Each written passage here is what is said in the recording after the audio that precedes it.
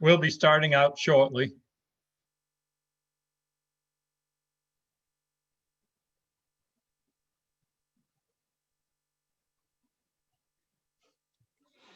Give people a little more time to join. Okay, sounds good.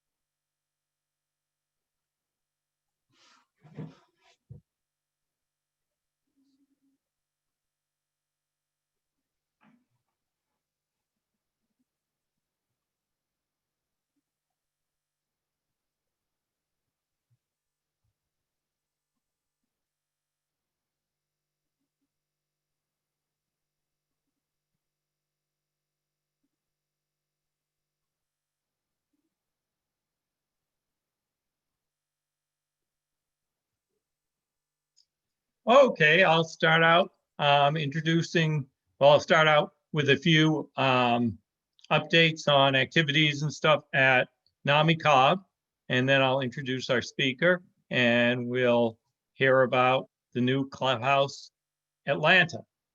Good evening. My name is Peter Lyons, and I'm as president of NAMICobb.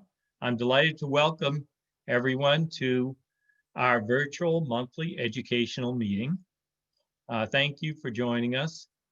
NAMICobb is an affiliate of NAMI Georgia, which is the state organization for NAMI, the National Alliance on Mental Illness.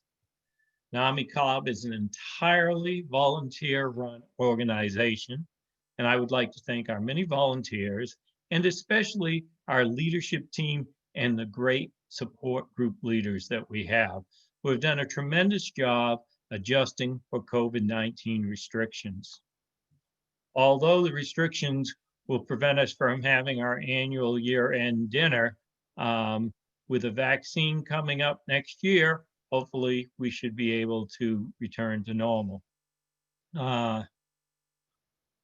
NAMICobb seeks to create a community where all affected by mental illness find hope, help, and acceptance through support, education, and advocacy.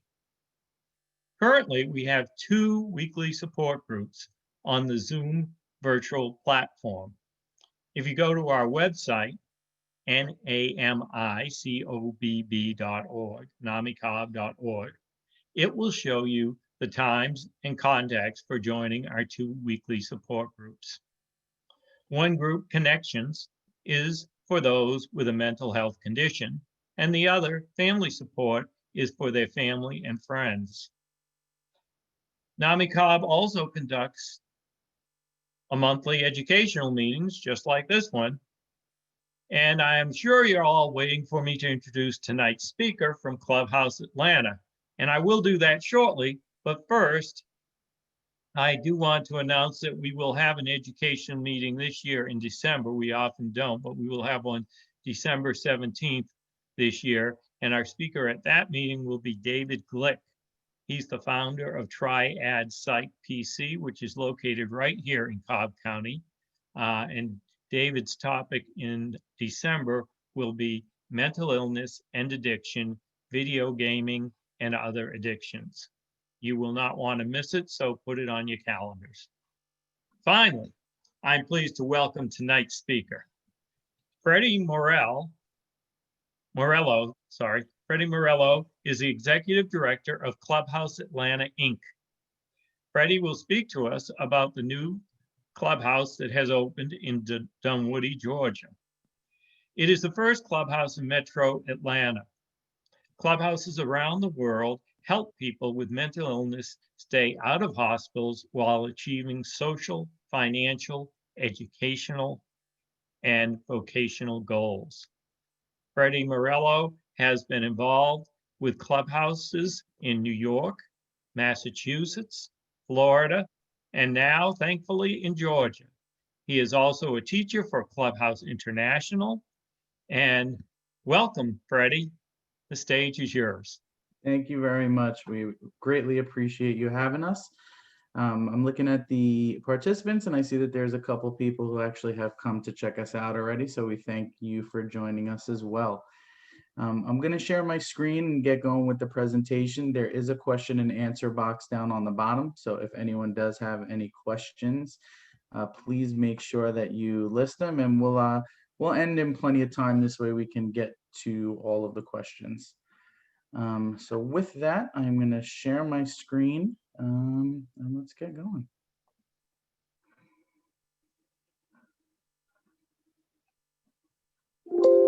All right, so Clubhouse Atlanta. Just Peter, thank you for that introduction, and you pretty much gave away my whole speech, but I'll just talk a little bit about myself. So I'm Freddy Morello. I have been in the Clubhouse community for almost 12 years now. I'm a born and raised New Yorker, spent about 30 years there before jumping around a little bit. I am married. I have two little ones, little Isabella, who is 2, and little Angelo, who's 1. I guess I need to update that picture. They're a little bit older than that now. But as Peter said, I started my career at Fountain House in New York City, which is the largest and first clubhouse, before I went up to Massachusetts to take on the challenge of running the Lighthouse, which is still to this day one of the top clubhouses in the state. I've been fortunate to run clubhouses in New York and Staten Island, down in Florida, and now here in Georgia. I'm also on the Accreditation faculty for Clubhouse International, and our goal is to not only accredit clubhouses to make sure that they're following all the standards and best practices, but to develop clubhouses and to act as a consultative body, which we'll talk a little bit more about as we get going. I went to John Jay College of Criminal Justice in New York City and got my master's from Queens College. So jumping right into it, what is a clubhouse? Clubhouses are a powerful demonstration of the fact that people with mental illness can and do lead normal and productive lives. Clubhouses are local community centers that provide members with opportunities to build long-term relationships that in turn support them in obtaining employment, education, housing, and other skills that will allow them to be successful in their communities. Clubhouse in general is built to really enhance what individuals already have. We believe that when people are given opportunities and they're given the right support, that's when they can really grow and succeed in their communities. It's known that when individuals are living with a mental illness, they need 3 strong things. They need good community supports, good psychiatric supports, and good medical supports. And we come in with the community supports. We don't focus on any sort of medication management or your traditional talk therapy, but rather we focus on a member's abilities. We don't focus on their disabilities, which allows them to be successful. So how did the movement begin?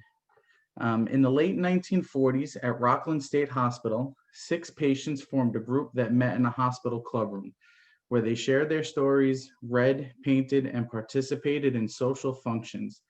They believe they can offer each other support in life's challenges and sustain their social community. What this group found was that when they had people who knew what they were going through, who can relate to what they were going through, they felt more comfortable. They felt more comfortable opening up. They felt more comfortable taking risks. And with that, they started to grow a bond, and then they actually formed a group called We Are Not Alone.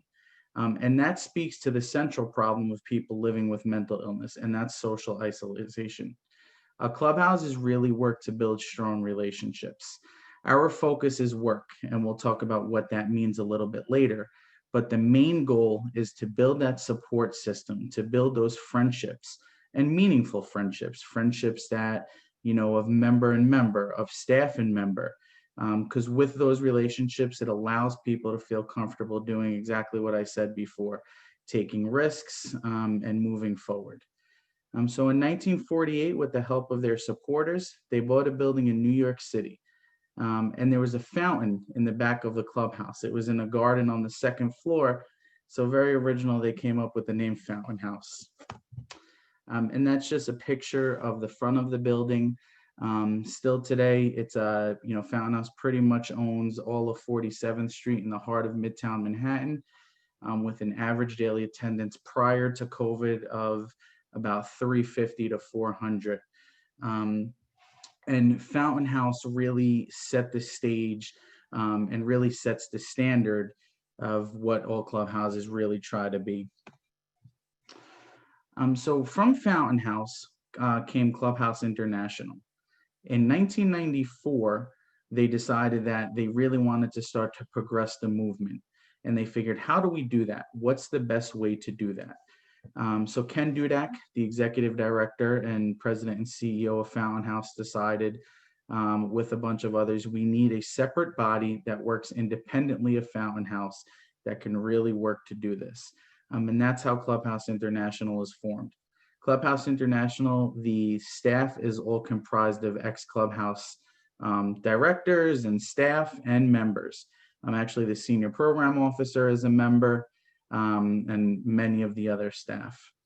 Clubhouse International has three main functions. Their main function is development of clubhouses. They support all the different startup groups through their training bases.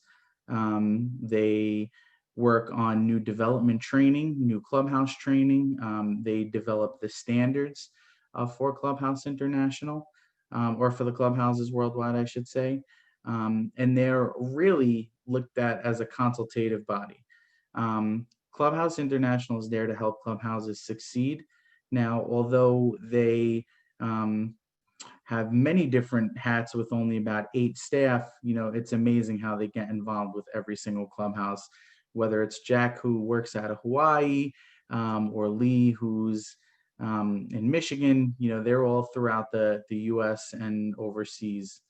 And their main goal with the accreditation faculty is to be there to support. And lastly, accreditation. Accreditation has become one of the most important aspects of Clubhouse. We follow 37 international standards, or best practices, if you will.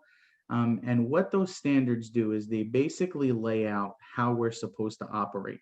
From our very first standard that says, but talking about clubhouses being voluntary and without time limits, all the way down to the composition of the board, and making sure that staff salaries are competitive, to employment practices, education, housing. It really lays out in 37 different ways how to run an effective clubhouse. And Clubhouse International, once they got involved and once they really got themselves ready to go, is when the global impact really started. So currently, there's 330 plus clubhouses in 30 different countries. In the US, there's about 200 clubhouses, and there's over 180 accredited clubhouses. There's actually more to that number. There's about 10 to 15 startup groups throughout the US alone that are in the process, with probably another 5 or 6 clubhouses that will actually open their doors before the end of the year.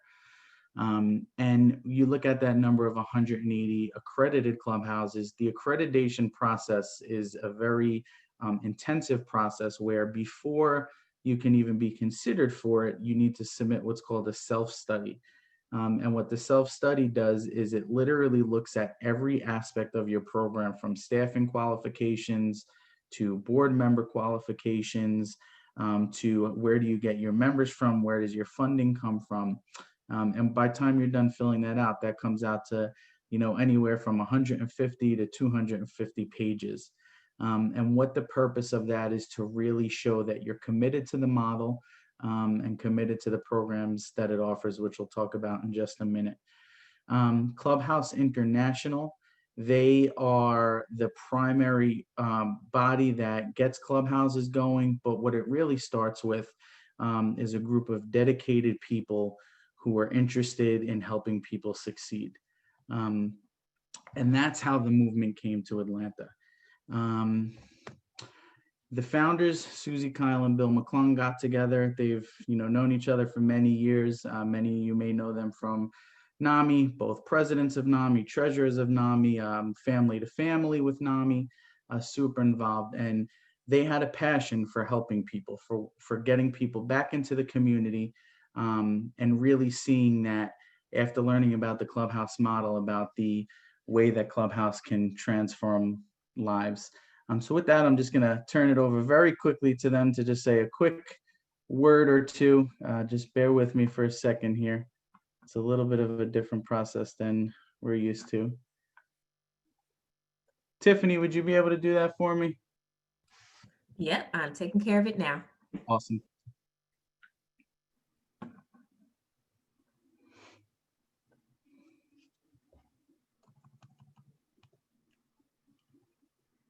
Susie, Billy, you there? Can you talk yet? I just unmuted. I unmuted. Can you hear me? Yes, we can hear you. Okay, good. Okay. Go ahead, Sue. Okay. He is here and wants to hear about us because things are going strong with Clubhouse Atlanta, and we couldn't be more blessed through this COVID experience, how things have developed with us. And I'm emotional right now for a lot of reasons, but I mean, Freddie is just a godsend, and everything that's happening is just overwhelming to me. So please listen to him. He's the best. He really is, and he's doing a fantastic job. And I love working with Bill. Bill and I've worked together a long time, and I'm just feeling very emotional tonight. So go ahead, Bill. You take it over. Well, Susie brings just a gigantic heart to this project, as several of you who know her probably already realize.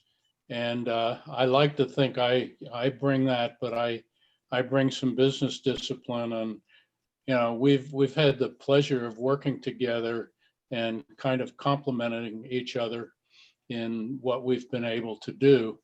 And I would tell you, it's been quite a journey to get where we are, to go all the way from a dream to training to incorporation to fundraising, which for a while was very difficult. And then we kind of got in a positive groove. And we have a great relationship now with several NAMI organizations. And we hope to the extent it's convenient that you and some of the others will be able to have some representatives at our clubhouse. And we believe strongly in the Clubhouse International model. One of the things that we saw as we started looking around is there are a lot of good programs, but they're incomplete relative to what we're trying to do, which is to offer the individual a real continuity of care that meets their needs and that they feel a part of. And those standards are really important in our estimate of what's going on. And we hope to do it right and get accredited. And I may be hitting Freddie's thoughts a little bit, but get accredited, you know, within a year or two. And at that point, we hope we've set the bar in such a way that we can encourage others. So that's all I've got to say.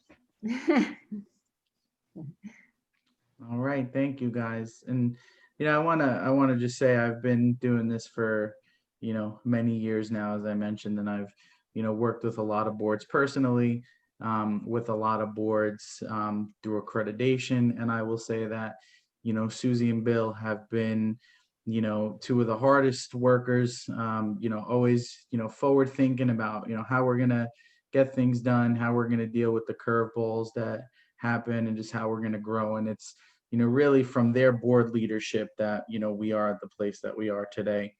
And, you know, with that, we, you know, we have a small but mighty board. You know, we are constantly growing as a new program. But, I'd be remiss if I didn't mention our other board members who have been instrumental in kind of getting us to the point where we are today. So now we'll get into a little bit about our history, and then we'll get into the meat and potatoes of what is a clubhouse, and how can we help.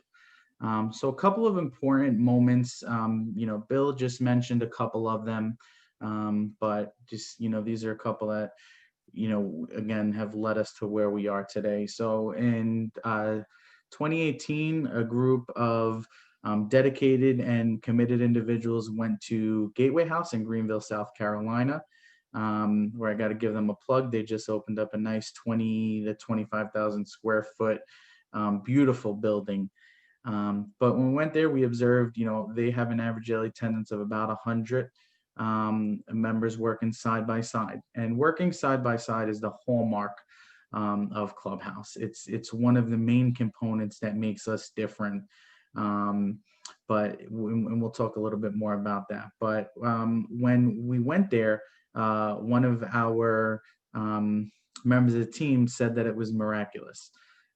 Seeing members succeed in their own ways, for some people that can be just coming to the clubhouse in the morning, or for some people it's getting that first job, or for some people it's retiring from a 25-year job.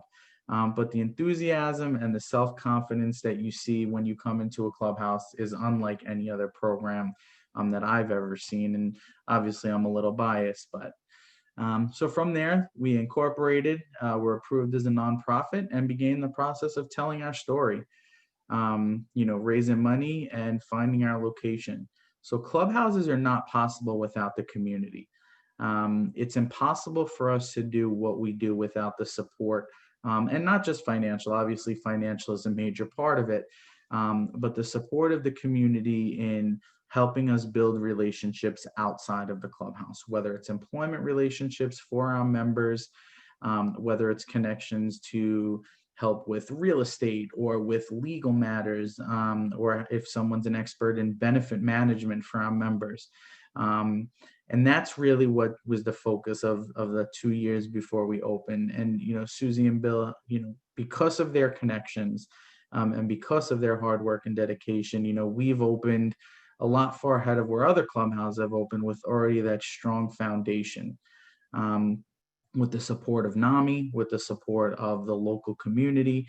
We're able to continue and carry out the mission of helping people. So we established a wonderful relationship with St. Patrick's Episcopal, which is our new home. We are in a beautiful section of the church, in the whole parish hall, but we have access to the whole building. And, if you've been there, it's a really beautiful, sprawling building that's in the process of some renovations. So there's, a couple growing pains here or there, but we couldn't be more happy to be there with the church. They've opened their arms to us. And I actually need to change that, because it says we will open our doors October 1st, but we have been in operation for about six and a half weeks now. Up and running. We have a fairly consistent membership that's already coming in, jumping right in and helping us develop the program. And we hope to continue seeing that grow. So as we mentioned, we're located at St. Patrick's Episcopal Church, 4755 in North Peachtree Road, Dunwoody, Georgia, 30338. That's the front of the church. We're actually if you're looking at the front of the church, we're actually on the right side of it. We have our own entrance. So if you do ever come by and you're looking at the front of the church, come to the right side. So who does Clubhouse Atlanta serve? So we serve individuals who are 18 years and older, living with a mental health diagnosis, and located in the greater Atlanta area. Those are our major criteria for acceptance into the program. And of course, they don't pose a significant threat to the Clubhouse community. We recognize that individuals go through different circumstances and have different things that they might have encountered in the back in a couple of years ago or even recent. So we focus on giving everyone an opportunity to come in. Anyone who's willing to come in and jump in and help and get involved. And again, that doesn't cause a threat to the community. We are starting off small due to COVID. We want to make sure that everyone is safe. We are currently temperature checking members when they come in. There's a survey for members to fill out when they come in if they're not. That just says, are you feeling well today? Are you experiencing any symptoms? And we're constantly checking. Bill's our resident COVID expert who makes sure we stay on top of everything and following CDC guidelines and safety protocols, et cetera. So we are continuing to grow at a slow and steady pace. But as I mentioned, we are keeping membership to a reduced number right now just to ensure everyone's safety. And then I'll just throw in there with this too, that I know people often ask, and I'm sure it will come up, membership is free. So as Bill mentioned, fundraising. Although it makes our job a little bit more difficult and keeps us on our toes, we want to make sure that there's no barriers to membership. So we focus on gaining support from foundations, from the community, from our friends and our family, and doing that allows membership to be free. We do serve lunch every day, and we will create a snack bar, and there's some costs associated with that, but general programming is completely free. And if you think about that, just to kind of throw out a number, it's estimated that Clubhouse services cost approximately $10,000 a year per member. So we really do our best, to fundraise, to get support. This way we can continue to do that. So what do Clubhouses do? So Clubhouses do many, many things, and I tried to lump it into the 8 most important. So the work order day is the number one thing. So the concept of work is how Clubhouses operate. Now work can be anything. Work can be coming in and answering the phones for us, coming in and helping us do spreadsheets for budgets, coming in and help us do fundraising, or it can be going out into the community and working, whether it's going to, Publix and working part-time, or going to a law firm and working full-time. But the work order day is how we help members prepare for that. So Clubhouse Atlanta is designed to provide work for members, organized a work order day. The work order day will work up to an 8-hour period, Monday through Friday by the end of 2021. During which times members and staff will work together side by side to carry out different tasks according to the individual interests. So as I mentioned, we are starting out slow. We aren't open every day. We're open Mondays, Tuesdays, and Thursdays from 9 a.m. to 3 p.m. But eventually we'll be open 5 days a week, maybe even 6 days a week with some weekend hours. And the concept is that when a member comes in the morning, they have the opportunity to get involved. And as I mentioned, that can be with anything, with helping us cook a meal, which if you think of cooking a meal, there's 5 or 6 different steps. It's preparing the meal. It's coming up with the menu for the meal. It's rolling silverware. Bill often talks about how when he went to Greenville and he was rolling silverware with a member, it really clicked for him.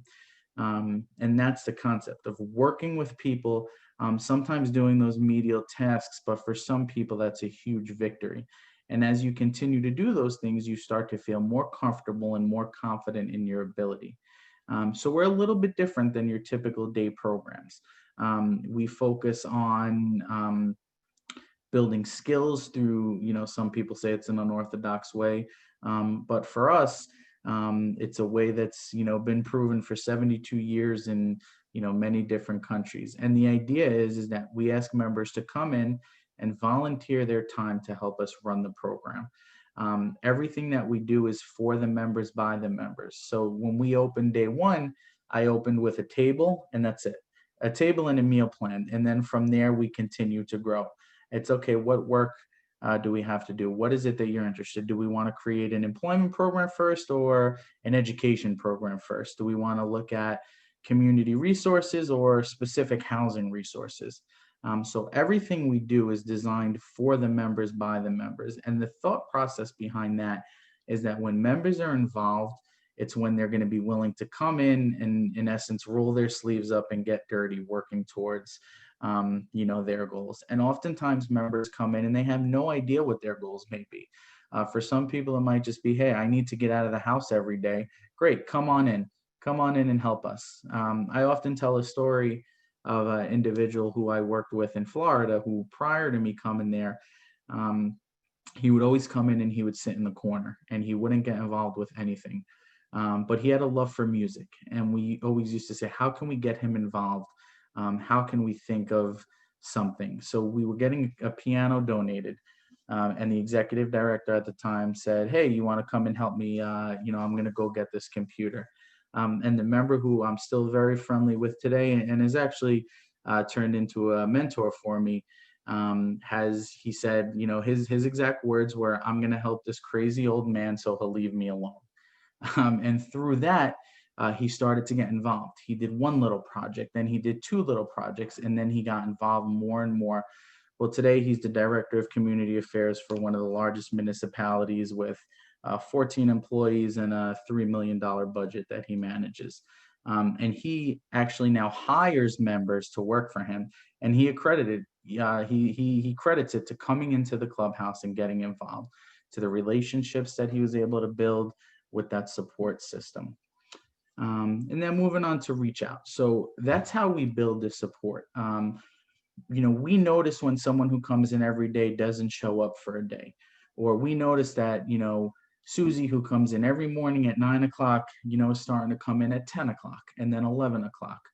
We notice members who stay till 3 o'clock and now are starting to leave at 2 o'clock, and then they start to leave at 1 o'clock. So we do a ton of reach out, and reach out isn't, people often think of reach out to get new members in. And we look at reach out is to keep our members here. We become a family. It's all about the relationships that we build. Talking from a staff board perspective, I think one of the things that makes us work so well together is the minute we, started working together, we clicked. We built that bond of, hey, we're all in this together. We're going to go in the trenches and the foxholes together, and we're going to, bring a program to Atlanta that's really going to support members. So we do a ton of reach out to make sure our members are okay, to see if they need any support, and start doing that actually shows the members, hey, these people really care about me. They really want me to succeed. Employment programs. Employment programs, I'm not going to talk much about because I'll get into those a little bit further. But as I mentioned with the work order day, it's getting members back into their communities, back into being contributing members in whatever way that means from them. I also mentioned another member who, when he's doing presentations and he's describing clubhouses, he says how Clubhouse allowed him to go from a tax burden to a taxpayer. And he talks about how the supports of the Clubhouse employment programs made him feel comfortable to take that leap. Educational opportunities. So Clubhouse Atlanta assists members to complete education that has been disrupted, or to start education. We all know that it's often, and it's not always, but mental illness tends to creep in those high school years, early college years. So it's super important to have a strong supported education program. And we do that by building connections to the local colleges. We do in-house tutoring, and all that stuff's done by the members. So if a member is good at math, he'll tutor other members at math. If a member's good at science, she'll tutor other members in science. People sometimes create study classes where it's teaching people how to study, teaching people how to organize your work so that it's easier to find. So having a strong education program is one of the foundations of what we do in Clubhouse. Social and recreation programs, and that ties right into the relationship building. We all go to work. We work 9 to 5, 8 to 4, 40 hours, 50 hours, 60 hours. We need our time to relax. We need our time to get away. We need our time for camaraderie, to friendship. And oftentimes members don't have those opportunities. So we try to build them in the Clubhouse. We try to celebrate all holidays together. Sometimes, in this COVID world, that's a little bit difficult, but even at Clubhouse Atlanta, We're making sure that we hold, a little Thanksgiving celebration. We'll have a little holiday celebration. It's really building that where it's not just about work, where it's also about giving people that opportunity to build friendships. We have two members who I'm going to highlight one of them in a little bit, but they were our first two members, and when they walked in, they both said, "Oh my God, it's great to see you." They knew each other from NAMI, never really had any sort of friendship. Now they actually hang out with each other every weekend pretty much. So it's about building those relationships through social and recreational programs, and community support. Members are giving support in acquiring and keeping affordable housing, good mental health and general medical services, government disability benefits, and any other services we need. We try to make ourselves a one-stop shop to help people get the support that they need. We all know if you're involved in the mental health community that it's a very difficult to navigate, whether it's finding providers, whether it's finding benefits. And at Clubhouse, we don't try to pretend that we're specialists in anything, but we are specialists in helping you find the support that you need. If we can't do it in Clubhouse, our philosophy is don't worry, we'll find someone that can help you. Housing, helping members get back into housing, whether it's housing on their own or whether it's housing through the government. We help them try to find safe and stable housing. And then decision making. So as I mentioned, all members are involved in everything that we do, from the board of directors all the way down to helping us clean the building. So the work order day, I'm going to just read a quick quote. So work is the common denominator in every society. Whether we like it or not, we are often judged by our vocation, and it is frequently a defining character of who we are. Every member has a contribution to make. The belief of members being needed, expected, and wanted portrays the message that we need you to be involved and get the work done. Again, we're modeled after a typical working day. So whether it's 9 to 5, 8 to 4, our goal is to get members into that groove. It's to have them come in and practice work, practice keeping to a schedule, practice making decisions, practice being held accountable. And we really do that. We hold our members to the same standard that we would hold anyone else. And there's a couple of key components of the work order day. So first is the work order day assists members in building skills, relationships, and increases self-esteem. Everything we do is intentional. So from coming in to making the coffee in the morning to doing a financial spreadsheet, it's very simple. I can come home, I can sit in front of my computer and bang out a financial spreadsheet, in 5 minutes. But sitting there with a member and having them help input the data, helping look at where we're spending our money, all that stuff is designed to help them. So while they think they're helping the clubhouse, they're learning how to budget. They're learning how to keep track of the money that's coming in and out. They're learning how to cook a meal. When they think they're just helping us so they can eat lunch, they're really learning those skills that then they can take home. And what that does is that helps give members self-worth, purpose, and confidence. Again, everything we do in the clubhouse is to help members build their confidence and build their self-esteem so they can go back out into the community and feel comfortable. So these are just some of the pictures of what clubhouses look like, which we'll eventually get to. We have 2 meetings, a 9:30 and a 1:30, where we develop the work of the day. And then we would write everything on a whiteboard and kind of outline, hey, this is the work we need to get done today. And something, if you see the whiteboard on the left, the lunch income, how much are we bringing in for lunch? Lunch, for example, we're never going to make money on lunch. We're going to lose money on food every single day, but that's not the idea.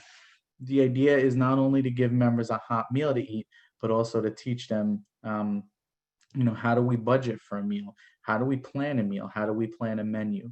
And it's everything that we do, we make sure we label, and we break it down into little steps. So, someone might not have confidence in when we say, hey, we have to get a mailing out today, but they might have confidence in putting our return labels on or putting the addresses on. So breaking it down gives them that opportunity to get involved. So I'm gonna try to share a quick video. I hope it works. We tried it before and it worked, so we're hoping it works now. The video that we're going to show is from our open house. Some of you might have seen this already. We were very fortunate to have very good media coverage. But I wanted to play this in particular just to show Marissa's story. I'll start it again. I'm sorry. Chinnick introduces us to the Metro Atlanta. Our world is constantly redefining. Get back on the feet. Adapt with on-demand solutions from device to cloud. This is work redefined. I've been from job to job for the past like 10 years or so. Marissa Paredes says a battle with mental illness has hindered her career aspirations. It's been hard, but I just recently got on this medication, a new medication, and it's been working really well. And she's found refuge at a nonprofit called Clubhouse. It's a great community. This week, Clubhouse Atlanta cut the ribbon on its new Dunwoody home, tucked inside of St. Patrick's Episcopal Church. Clubhouse is a program for adults living a serious and persistent mental illness. Freddie Morello is its executive director. So members come to us that need help with education, employment, housing, or it can just be someone needs help, just getting out of bed in the morning and they need a community to feel welcome. While there are more than 300 Clubhouse locations across the globe, this one will mark the first time they've opened one here in Metro Atlanta. Morello says clients span all ages and all professions. Mental illness doesn't discriminate. We pride ourselves on being open and inclusive to everyone. A hallmark of Clubhouse is a workforce program that provides training to clients to help prepare for real-world job issues. This is a program for members who, might have lost their way in the job market, and it helps them re-enter. We all have mental health, just like we all have physical health. Kim Jones heads up Georgia's chapter of the National Alliance on Mental Illness, or NAMI. She says Clubhouse Atlanta is much needed in this community. This is such a great thing to have in Atlanta, first one that we really had that is focused on mental illness. And it would help if people were not so afraid either of mental illness. Marissa Paredes is thankful for Clubhouse Atlanta, and she has this message for the community. I would like them to know that I'm not alone, first of all. That everyone has obstacles that they have to overcome. It's just part of life. And Paredes is excited to see what's in store for hers. Reporting from Dunwoody for People to People, I'm Mike Pachenik.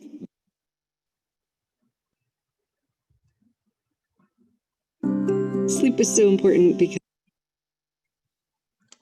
So I wanted to just show that video to show, it's a quick snippet of Marissa's story, but Marissa, for some of you who may be on our mailing list, if you're not, cheap plug, go to our website and join our mailing list.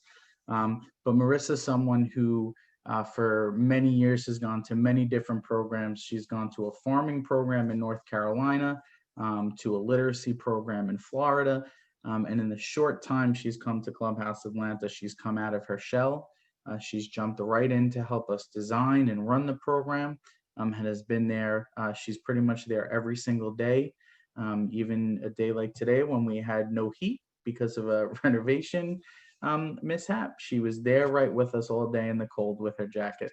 And that's really the spirit of Clubhouse, is of people coming in and buying in and saying, hey, I want to be part of something. I want to be involved with something that's not only going to help me, but that's going to help others. And the most important aspect of Clubhouse that I want to mention, and Mike in his interview started to talk about it, was our employment program. So we focus on all types of employment, but transitional employment is unique just to Clubhouse. And it's proven to show success rates far and above other programs. The national average for individuals to be successful in employment is about 15%. That's for individuals with a mental illness. In Clubhouse, and specifically due to transitional employment, that number is anywhere from 42 to 47%. And that's because of transitional employment. Transitional employment really helps support and prepare members to go in more permanent jobs. Marissa often talks about, and I'm talking with her permission here, about her main goal is to not rely on her family anymore. whether it's, being able to live on her own or being able to help support. That's her purpose for coming to Clubhouse Atlanta. Now, she might not be ready to go back to full-time work yet, but she's already started exploring part-time work and really working on things that have hindered her in the past. So transitional employment, which is unique to Clubhouse, is itself a form of supported employment. In fact, it's the most supported of all variations, not only of Clubhouse employment, but all vocational employment. As all vocational models seek to support a client, the definition of supported employment rests primarily on the support of both member and the employer, which TE includes training, absence coverage, and expeditious problem solving. So transitional employment is a program that is usually 3 to 9 months, 10 to 20 hours, anywhere from entry to mid-level, and minimum wage. Those are the requirements we look for with a transitional employment. With a transitional employment, me as a staff, and members do this as well, and our board and other community partners will go out into the community and find a company that's hiring. We often look for jobs that we might notice, hey, every 2 weeks that this job's open, or we notice that you post a lot of jobs. So basically we go into a company and we say, hey, come in, let us, train me, Freddie, the executive director on the job, teach me how to stock the shelves properly. And then I'll guarantee that you never have to worry about that position again. So we'll then bring Marissa in. We'll train her so they don't have to invest any more money on training, because me as the staff of Clubhouse Atlanta is going to train her. If she calls out sick, I'll go cover for her and you don't have to pay me. And if any issues pop up, I will be right there with her to support her. So the idea is we offer employers a couple added benefits for them to take a chance on us. And when they take that chance, it often leads to many more opportunities. And in many cases, these members who they hire for 3 to 9 months in a part-time position often become full-time employees with the company. Now, it might not be, 40 hours, but it will be a permanent job for them. This model helps us move forward what we're doing in the Clubhouse. So all the work that we do in the Clubhouse allows us to see, hey, where is this person going to be a good fit? So for example, if we notice someone comes in and they're excellent at budgeting or they're excellent at spreadsheets, we'll start to look at different office positions. If we notice that someone comes in and their first job they want to do every day is help us open the mail or do some sort of mailing, we'll look for a mailroom job for them. So we really try to focus on the member skills and what the members want to do. We believe in the IPS model of rapid placement, but we want to make sure that the opportunities from members are going to allow them to be successful.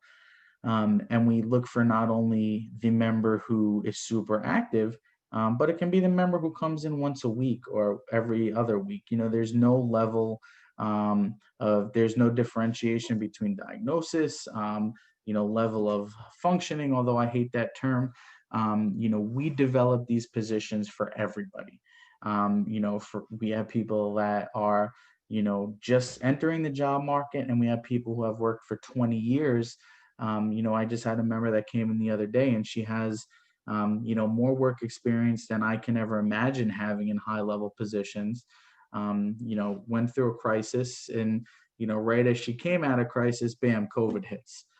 So she's kind of been floundering for a little bit. So she came in and right away and said, hey, these are my goals. This is what I need to work on. So, our first priority is good. Let's get a resume done. Let's get a cover letter. Let's do some mock interviews, and let's get you ready to go back out into the community. There is a couple different levels of employment that we focus on, transitional employment being the main focus. But we do help members get more permanent jobs. We help members with benefits, whether it's ticket to work, PASS plans, which is the plan to achieve self-sufficiency, helping members ensure that they're always going to keep, explain that you'll always keep your medical benefits and can keep financial benefits as well. So although we just kind of scraped on the surface of what we do, when we look at employment and education and really anything that we do at Clubhouse, we really try to focus on the whole person. What are the environments that they're going to go in? What do they need to be successful? Does someone need help getting clothing? Do they need help finding their birth certificate or getting a duplicate social security card? Does someone need help figuring out MARTA mobility? Does someone need to figure out where the thrift shops are? So Clubhouse thinks of all the stuff that, you know, other employment programs or just other programs in general don't think of. And we do that because we think of the person. We believe that everyone is just the same. You know, everyone needs, you know, basic things to be successful. And our job at Clubhouse is to help them find those things.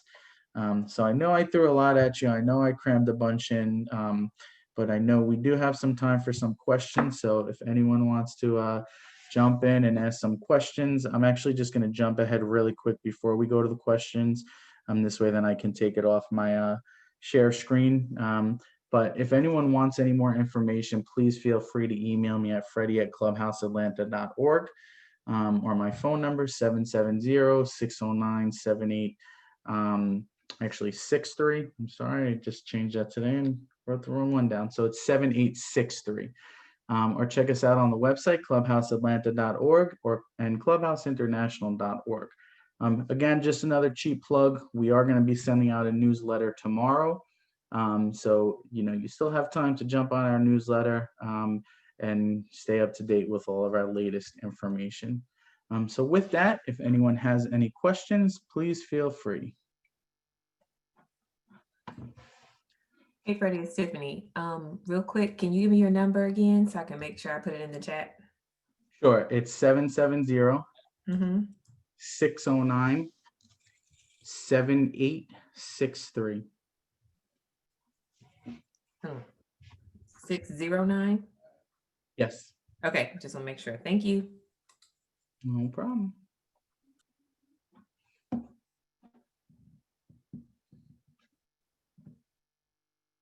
So do we have any questions?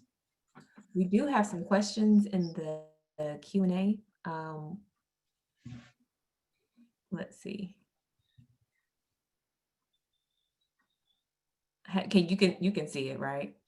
Yes. The comment in the okay. We're looking at so there. Okay, so there's two of them. Yeah, Ella, and then yeah, it doesn't look like that's a question. But yes. Ella wants to offer services and support, and that's awesome. Thank you, Ella. And our website has tons of information on there. We can, you know, I also can email anyone any sort of information that they can possibly ask for on Clubhouse. Clubhouse International has a huge resource library. So if you have any questions that you might be interested in learning, just, you know, you can check them out as well. How can we start a Clubhouse in Cobb County? Very good question. I think that for anyone who is interested in starting a Clubhouse, if you go to clubhouseinternational.org or clubhouse-intl.org, there is a whole section on how to start a Clubhouse. Your first course of action would probably be contacting Jack Yatsko, who is the Chief Operating Officer of Clubhouse International, and you know, he's been doing this for a million years now. He was the director of a Clubhouse, and now he's the COO of Clubhouse International. You know, as Susie and Bill kind of alluded to before, it is a long process. You know, it's you know, training, tons of you know, meeting with people, networking.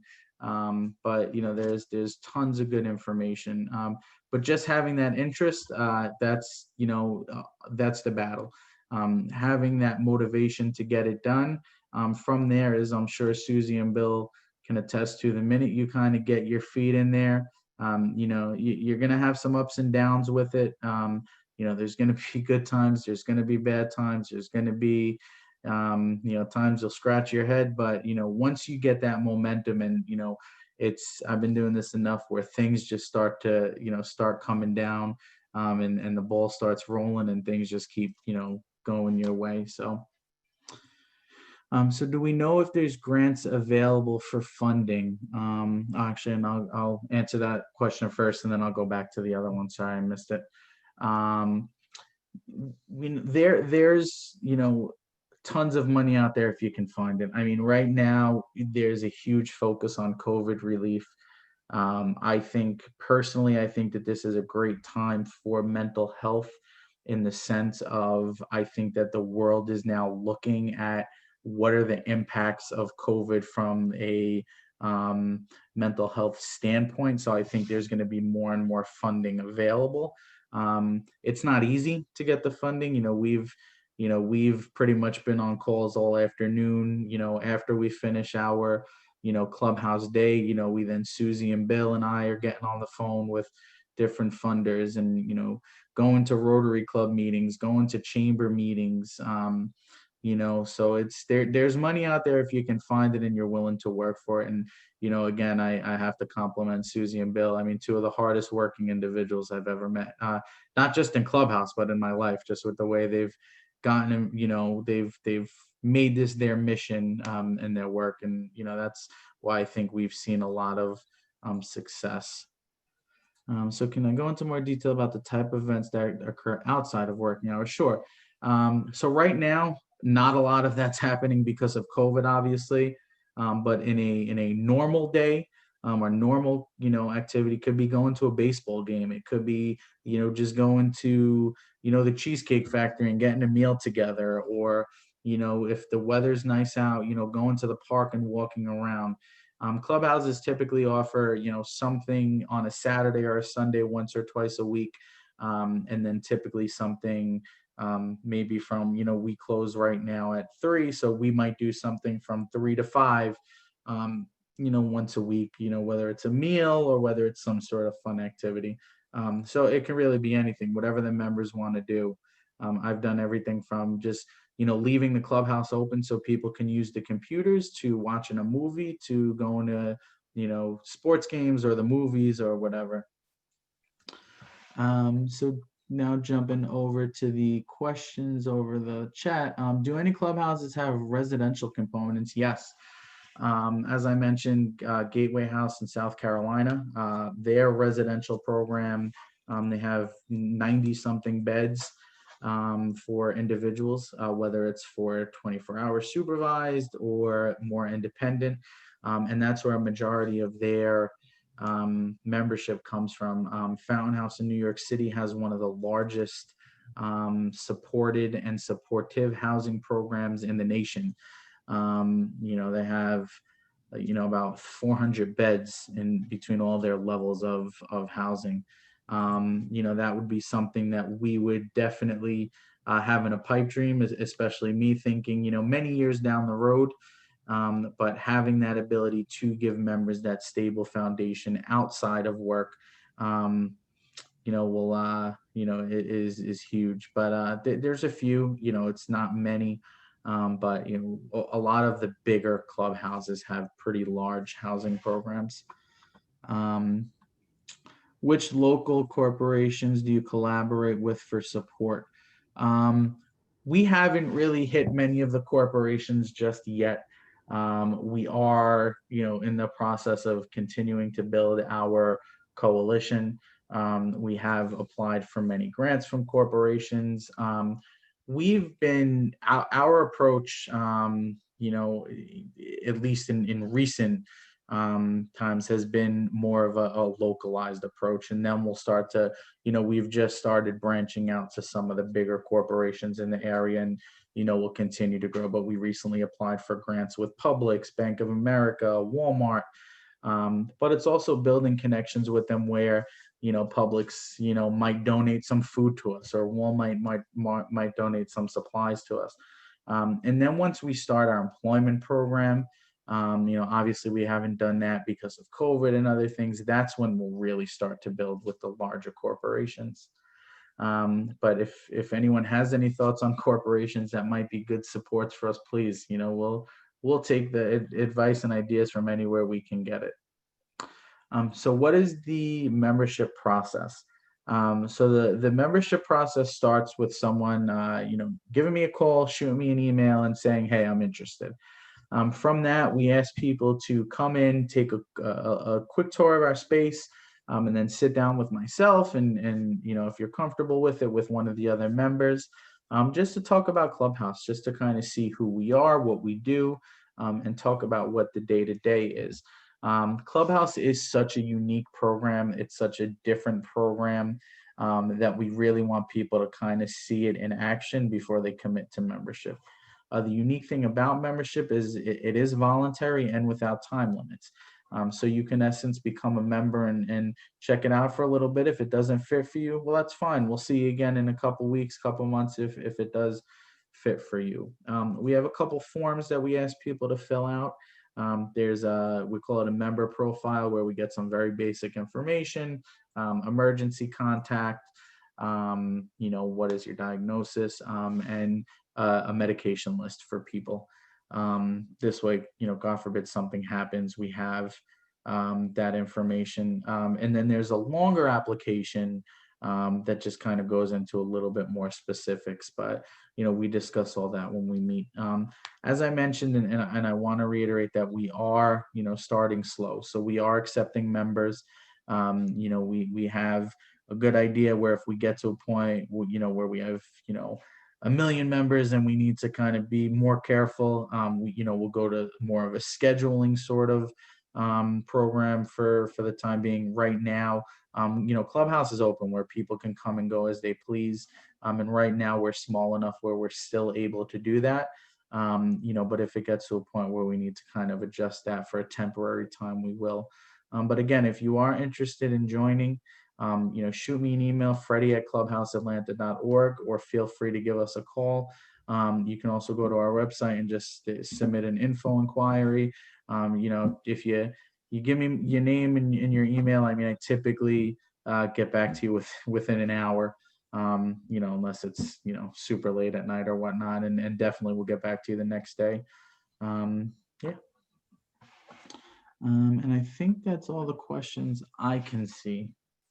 Any that I missed? No. But again, I just want to thank everyone for this opportunity to come and speak to you. Again, I know I threw a lot of information out there, but hope at least you have a better idea of who we are and what we do.